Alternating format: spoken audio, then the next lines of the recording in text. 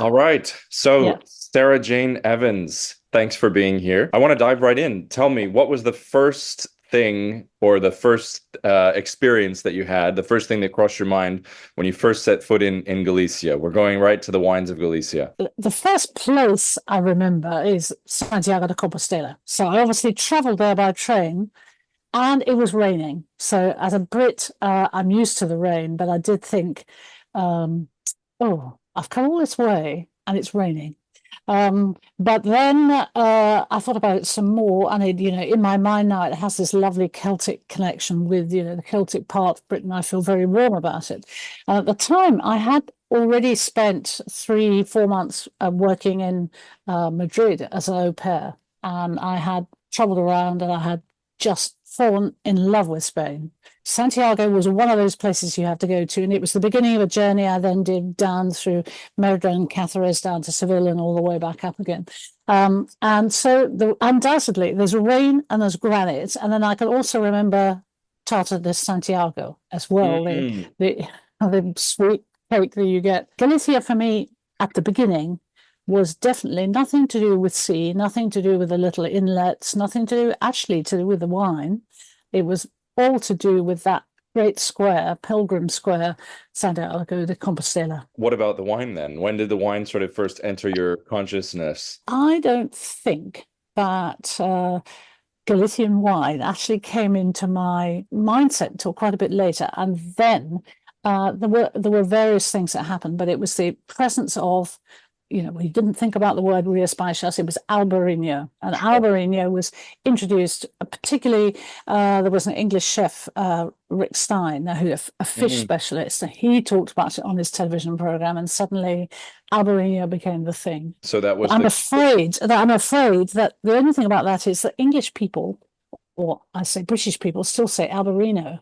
And I'm like, look, it's got a tilde on the top. It's Albarino. It's much more fun to pronounce. But so do you remember more or less what year that would have been that Rick Stein, well, much, much later. So actually, it was going to be in the 1990s, I sure. think.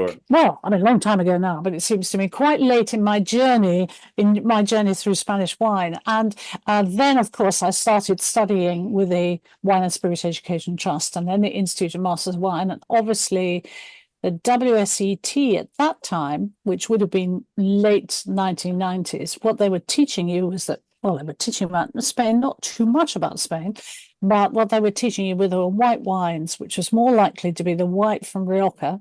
Yeah. And there was this thing in the top left-hand corner of Spain, which was coming, but hadn't really come.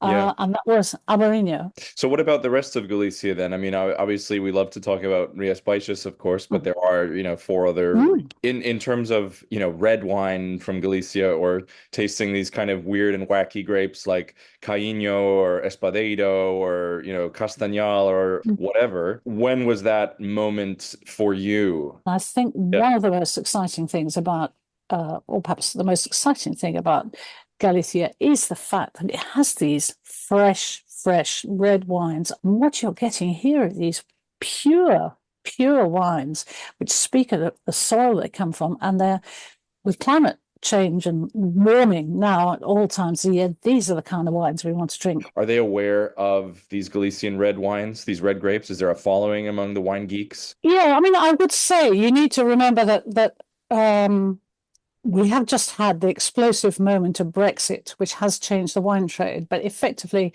every single wine in the world came through London and continues to come through Europe. So we are an exceptionally dominant, unregulated force in the world, where other parts of the world do have all kinds of restrictions. The point about so many of these red wines is they do come from smaller producers, or indeed that's the case with Galicia anyway. They're all, so many of them, small producers, in which case much harder now to export with the complications that we have in the marketplace. But I would say yes, though it's interesting. So if you start with Rioja as being what down the road in the pub at the end of my road that they're selling, the next thing they will sell is Mencia.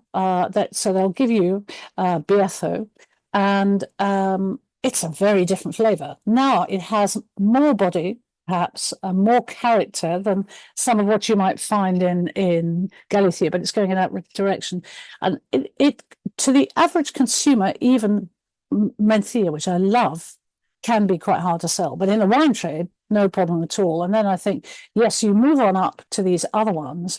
And I think if you know, for a sommelier or somebody who enjoys selling wine in a kind of metropolitan bar, then actually these absolutely have a place. And I think we're very hungry for them. What do they need to do to kind of get these grapes known besides people like you and I pushing? Well, I must say, just down the road from me, I'm very fortunate. There's a very fashionable importer who's made a focus on bringing in all the small names who have become big in Spain over the last 10 years.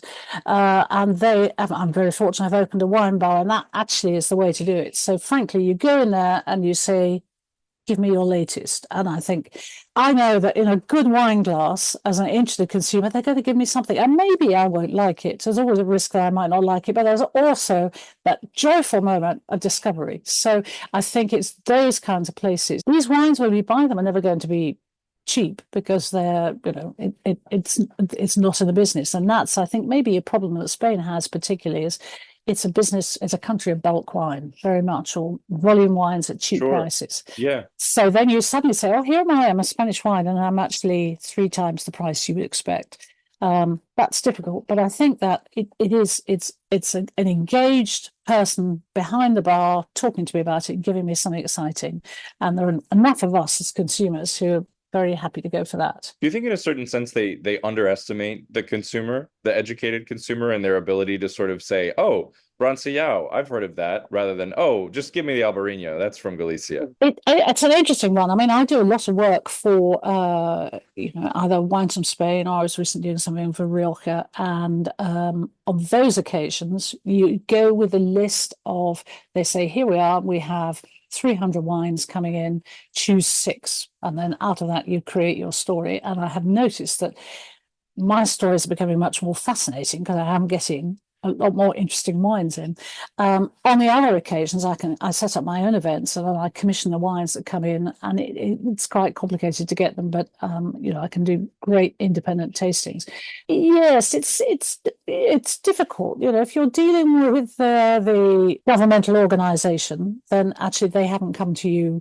They haven't come into this from wine. Their job is another one. So they're having to deal with me, and my focus is on getting the best thing out there and telling a very interesting story. So it's a complicated one. There is an increasing group of people, either ourselves or indeed SOMs or people who are fascinated by wine. There's a great desire to learn. So I think it's just up to us to get the message out, as we're doing now, as you do regularly with these. Yeah, and I think that if the Spaniards or Galicians are watching, it's also up to them to kind of say, look, we shouldn't undersell what we have, that these are world-class wines, that these are really good. And you were saying before, calling back to what you said about people are saying, oh, well, this is 3 times the price that I'm used to for Spanish wine. Well, there's a reason, there's a story there. You have to say, well, this is a small producer, and it's not in Castilla-La Mancha, where viticulture is, easier than it is in Ribera Sacra, where you're on 90-degree slopes and things like that. So telling the full story behind it. I guess I want to segue from there just briefly into, where do you see Galician wine in general in the future, 10 years, 15 years from now? I'm more optimistic about Galician wine than I would have been 5 years ago, because with Albarino as the leader, it became the favorite wine of our supermarkets. Too much being grown at too high yields and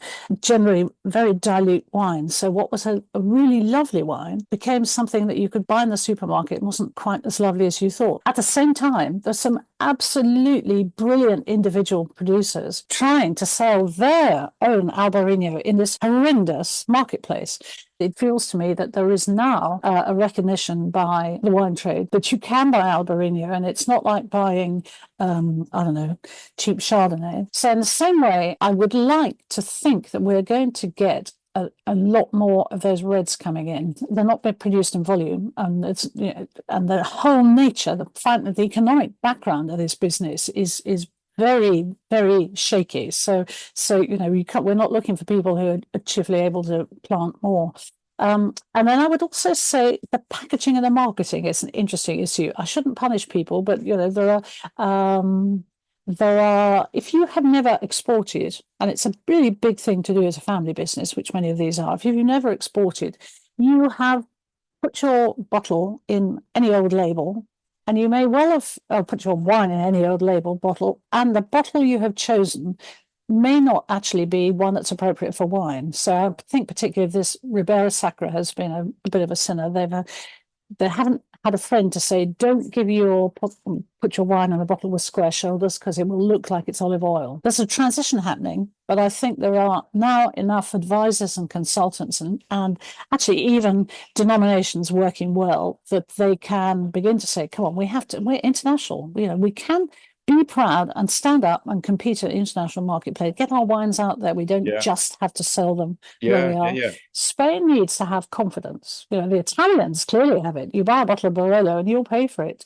Yeah, I think it's also, if you think about the American market, it's Spanish wine is relatively newer in terms of we don't have the same kind of Rioja relationship that the UK does, and so there's not that kind of, oh, well, this should be cheap. Wait a minute, you know, why isn't this cheap? Yes.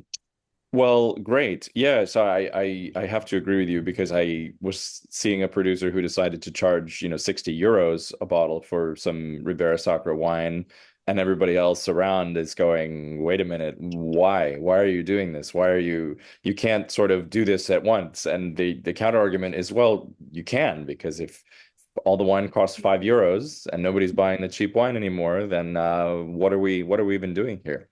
Well, Sarah Jane, thank you so much for sitting down and talking with me. Viva Galicia! Viva Galicia! Sure. And I will go off and learn some Galicians for when I see you next. There you go.